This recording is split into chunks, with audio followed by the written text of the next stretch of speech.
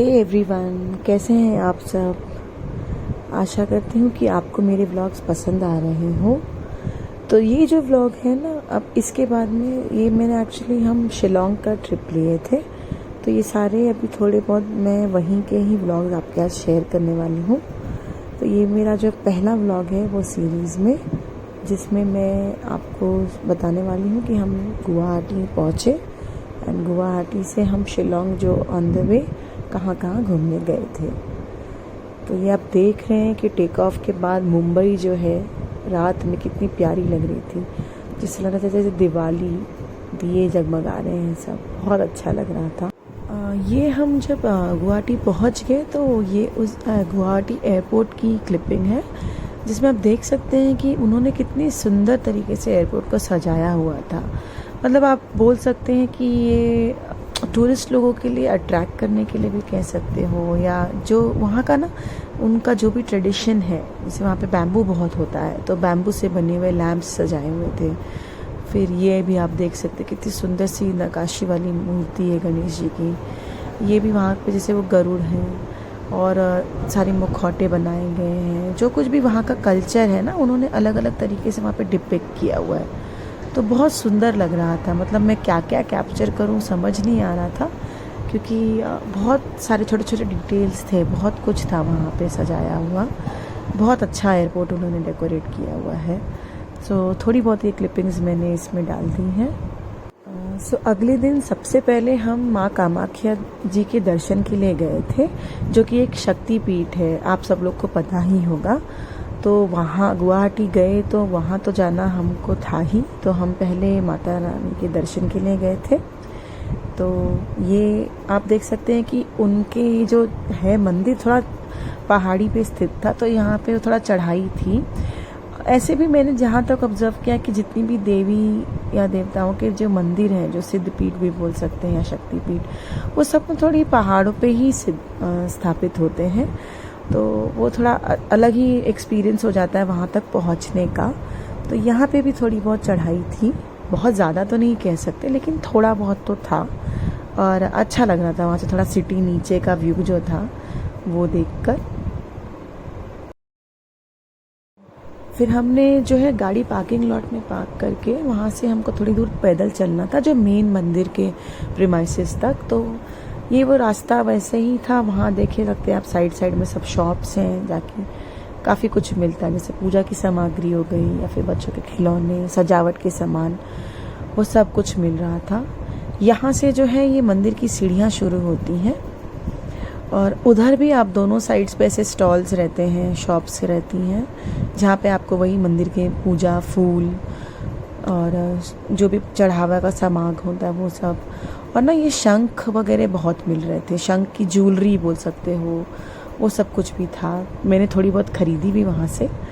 और ऐसे रास्ते में ना आपको ये फूल के शॉप्स और ये वहाँ ना बलि चढ़ती है, तो आपको ना ये हो गई बकरी हो गई, फिर आप कह सकते हैं कबूतर, ये सब के ना ऐसे टोकरों में रखा हुआ काफ़ी कुछ देखने मिलता है, जो कि थोड़ा अलग लगता है। लेकिन भाई अब वहाँ पे चढ़ती है बलि, तो ये सब चीज़ें भी आपको देखने मिलेंगे रास्ते में। ऐसे छोटे छोटे मंदिर भी आते हैं मेन मंदिर पहुँचने के पहले, वो भी सब देवी के ही मंदिर थे। ये जो मंदिर का जो कैंप एरिया है वहाँ पे, यहाँ मेरे हस्बैंड जो हैं वहाँ के एक पंडित जी से बात कर रहे थे कि हमको थोड़ा जो वीआईपी दर्शन करा दे, क्योंकि हम लाइन तो नहीं लगा सकते थे, बहुत लंबी लाइन थी। तो हमने ऐसे ना वहाँ पे होता है, तो हमने वही वीआईपी दर्शन के पासेस लिए थे। ये जो एरिया है ना, यहाँ पे वो आपको बलि जहाँ चढ़ती है वो एरिया था। फिर मंदिर में दर्शन के बाद भूख भी लग गई थी, तो हमने यहाँ से कुछ नाश्ता कर लिया था, जो कि वो मंदिर के जस्ट सामने था। जैसे आप देख रहे हैं यहाँ पे ये कबूतर रखा हुआ है, ये कुछ तस्वीरें जो हमने वहाँ क्लिक की थी।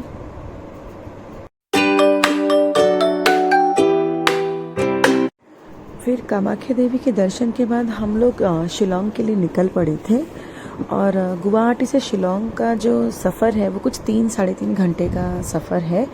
लेकिन हम लोगों को ना ये कुछ पता ही नहीं चला, क्योंकि एक तो इतना सुंदर यहाँ का जो सड़क थी, जो ये रोड्स आप देख रहे थे, चौड़ी चौड़ी सड़कें थी, और ट्रैफिक उतना नहीं होता था एंड बहुत अच्छा था। दोनों साइड पे ऐसे हरियाली थी।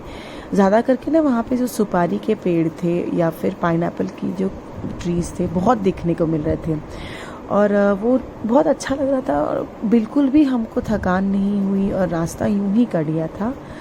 जैसे कि आप ये रास्ते में भी अभी आप देखेंगे ना कि वहाँ बहुत पाइनएप्पल की खेती होती है। सो ये ना ऐसे स्टॉल्स थे जहाँ पे खूब पाइनएप्पल मिल रहा था और हमारे जो ड्राइवर थे उन्होंने बताया कि यहाँ के जो पाइनएप्पल बहुत जूसी और फ्रेश होते हैं, थोड़े अलग टेस्ट होता। तो हमने सोचा हमको भी ट्राई करना चाहिए, तो हमने भी वहाँ से खाया था। फ्रेश पाइनएप्पल ये लोग वहाँ से तोड़ के ना आपको देते हैं खाने के लिए एंड एक्चुअली में वो बहुत जूसी था और मतलब अलग ही एकदम जैसा लग रहा था कि खूब मीठा मीठा था, बहुत अच्छा था। थोड़े बहुत हमने पिक्स भी वहाँ पे ले लिए थे क्योंकि व्यू इतने अच्छा था कि मिस नहीं करना था हमको वो सब। और ये देख रहे हैं आप कितना मस्त लग रहा है, देखने में ही अच्छा लग रहा था। फिर वहाँ से निकल के हम ये उमियम लेक जो हमारा नेक्स्ट स्टॉप था, वो बड़ा पानी करके भी वहाँ पे फेमस है ये चीज़, जो कि बहुत बढ़िया एक लेक था। और हम ऑलमोस्ट सनसेट के पहले वहाँ पहुँचे थे। सनसेट तो नहीं हुआ था लेकिन फिर भी बहुत अच्छा लग रहा था वहाँ पहुँच के। ठंडी हवा बहुत थी, ठंड बहुत थी वहाँ पे।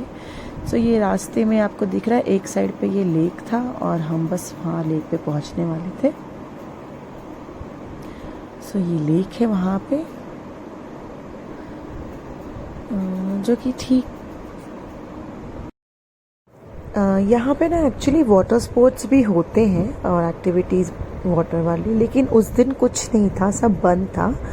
तो हमने वहाँ पे बस थोड़े बहुत फ़ोटोज़ क्लिक किए, वहाँ के नज़ारे एंजॉय करके हम अपने नेक्स्ट स्टॉप के लिए वहाँ से निकल गए थे।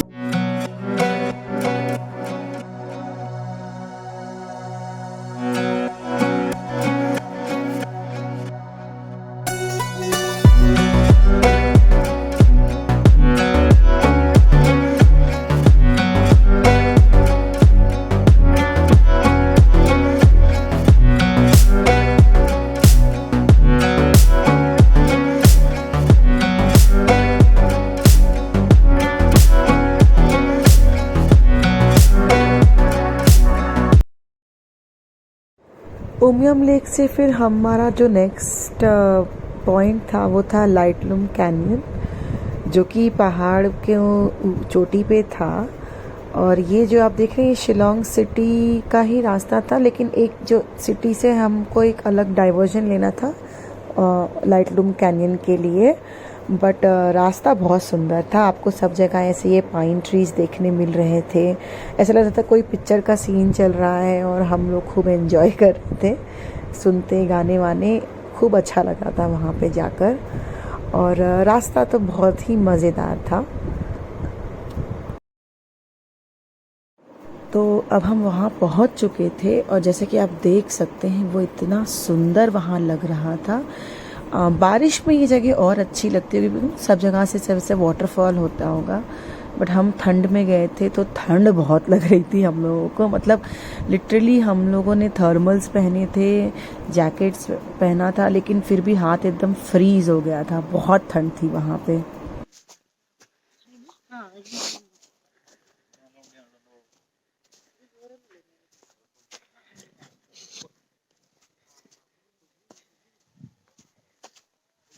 मम्मी को ये वीडियो दिखाएंगे हम।